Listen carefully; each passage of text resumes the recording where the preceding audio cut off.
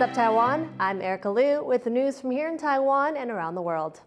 People in Taiwan South are cleaning up following Typhoon Haikui. Sally Jensen spoke to residents of Kaohsiung City about how they are dealing with the aftermath. Workers are clearing up the debris after Typhoon Haikui swept through Taiwan's main port city of Kaohsiung overnight. Intense winds of up to 120 kilometers per hour blew through this southern urban center of more than 2 million people, uprooting trees, causing power outages, damage to buildings and flooding in some areas.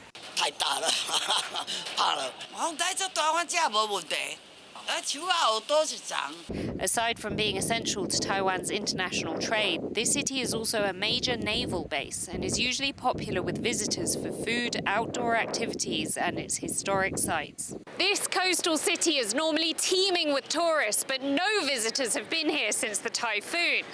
Cleanup is already underway and not expected to take too long, which is a relief for the city's residents. Many small business owners here have opened their stalls, hoping that tourists will soon return.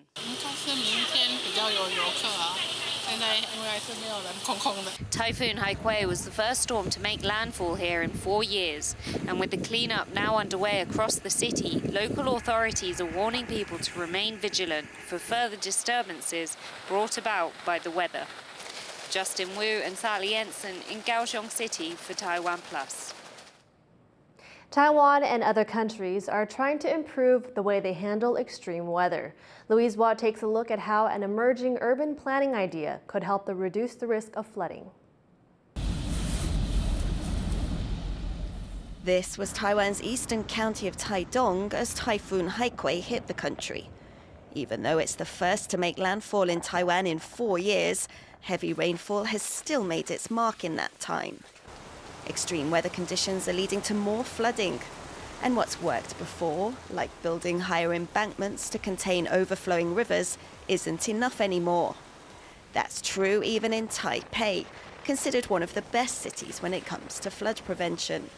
那这也是现在都市的这个降雨的常态，在午后啊，或者一些热雷雨啊，就造成这样的一个非常大的降雨。那常常很突然的就超过这个城市的下水道的保护标准。A possible solution? Turning Taipei into what's known as a sponge city. Experts are looking at working with the natural environment to better deal with increased rainfall, like building new canals or restoring wetlands. China, too, has been trying to create sponge cities to reduce the risk of flooding in its urban areas. But it was still unable to deal with devastating floods in August caused by heavy rainfall. Sponge cities can bring a lot of goods for the cities in terms of the protection of mild and frequent small rain. That's very useful. But sponge cities is not for the climate extremes and those issues. There's concern in Taiwan that while it cannot rely solely on engineering, like China, adaptation may not be coming fast enough to meet a rapidly changing climate. 非常需要让城市里面用自然解方。台湾并不会说比其他国家更适合做海绵城市，我会说它更需要，它比其他的国家都更紧迫。Experts like Liao say that if Taiwan is to adapt to more extreme weather, its cities and people need to learn to coexist with floods so as to lessen their impact. Alex Chen and Louise Watt for TaiwanPlus. The number of dengue fever cases surpassed 4,000 over the weekend. The Centers for Disease Control reported nearly 200 new cases on Sunday. The majority of those were in the southern city of Tainan. No new deaths were recorded. This is the most severe outbreak of dengue fever since 2015. Officials also fear that Typhoon Haikui, the first tropical storm to make landfall in 4 years, could worsen the epidemic, as heavy rainfall creates conditions for dengue-carrying mosquitoes to breed. A prominent survivor of Taiwan's White Terror period of political oppression has died aged 93. Tai Kun Ling was imprisoned and tortured for 10 years on the country's outlying Green Island after being convicted of rebellion and treason in 1950. After his release, Tsai became a well-known magazine publisher, founding a children's periodical in the 1960s and one for women in the 80s. In his later years, he taught young people about the country's authoritarian period. In March, Taiwanese writer You Pei-yun published a graphic novel about Tsai's life called Son of Formosa. Labor rights activists in Taiwan are renewing calls for an end to the brokerage system for Taiwan's migrant workers.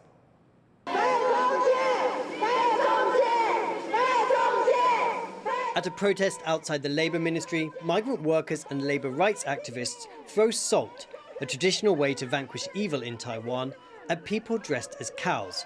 They represent the employment brokers that migrant workers must go through to find work. These broker systems are the bloodsucker to us migrant workers who always ask from money, our salary. They always deduct our salary for their services, but their services are very bad. There are more than 700,000 migrant workers in Taiwan. They're essential to the economy, doing jobs in healthcare, the fishing industry and in factories. Most are from Southeast Asia, and they work for lower salaries and under worse conditions than the rest of the working population. They are also at the mercy of government-certified brokers to live and work here. Activists here outside Taiwan's Ministry of Labour are demanding the country does away with its brokerage system for migrant workers.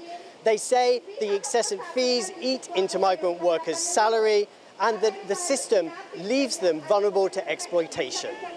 Brokers charge migrant workers to find them jobs, organise their visas and other documents, and to change employers. The Ministry of Labour says it is trying to improve the system and allow companies in Taiwan to directly hire migrant workers. But it says employers prefer to use brokers to screen applicants and handle paperwork. Activists say the system is unfair, as white-collar foreign workers do not face the same requirements. But in Taiwan, the policy itself discriminated very badly against the blue-collar migrant workers. They are not served the workers to offer them a safe working condition, safe cross-border process. They are just trying to allow them to be exploited by the profit-oriented broker system. Yeah. Facing declining birth rates and an aging population, Taiwan is trying to keep its migrant workforce. Visa rules have recently been changed, making it easier for foreign workers to stay in the country. But activists here say that ultimately, the exploitative brokerage system must go if it wants to keep attracting people to work in Taiwan. Kaohsiung and Rick Lowett for TaiwanPlus.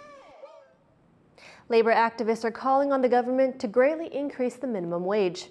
They say it's necessary to counter the effects of inflation.